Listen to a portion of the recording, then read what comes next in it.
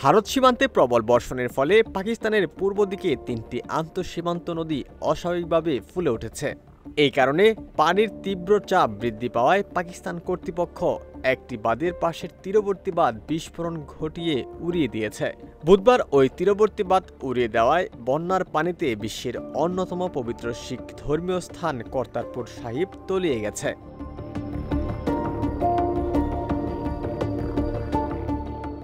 গণমাধ্যমগুলোর প্রতিবেদনে বলা হয়, পাকিস্তানের পূর্বাঞ্চলের আন্তঃসীমান্ত ৩ নদী চেনাব, রাভি ও সুতলেজ নদীতে অস্বাভাবিকভাবে বন্যার পানি বৃদ্ধি পেয়েছে, যে কারণে পাকিস্তানের পাঞ্জাব প্রদেশ জুড়ে বন্যার উচ্চ সতর্কতা জারি করা হয়েছে।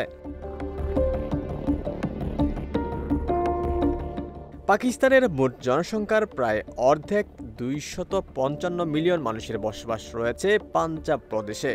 বন্যার ভয়াবহ পরিস্থিতির আশঙ্কায় চেনাব, রাবি ও সুতলেজ নদী তীরবর্তী এলাকা থেকে লাখ লাখ মানুষ ও গবাদি পশু সরিয়ে নেওয়ার কাজে সেনাবাহিনী মোতায়েন করা হয়েছে।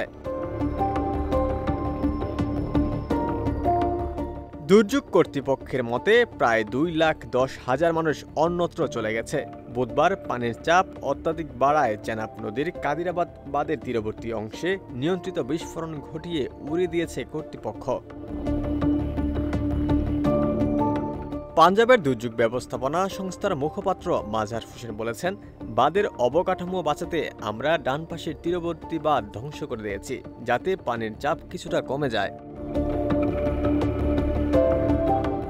এদিকে ইসলামাবাদের পররাষ্ট্র মন্ত্রণালয় বলেছে, ভারত বাঁধের জলকপাট খোলার আগে কূটনৈতিক চ্যানেলের মাধ্যমে অগ্রিম নোটিশ দিয়েছিল।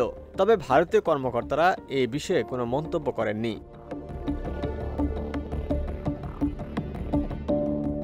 পাকিস্তানের দুর্যোগ ব্যবস্থাপনা কর্তৃপক্ষ জরুরি সতর্কতা জারি করে চেনাব, রাবি ও সুতলেজ নদীর তীরবর্তী মানুষদের অবিলম্বে নিরাপদ স্থানে সরে যাওয়ার আহ্বান জানিয়েছে।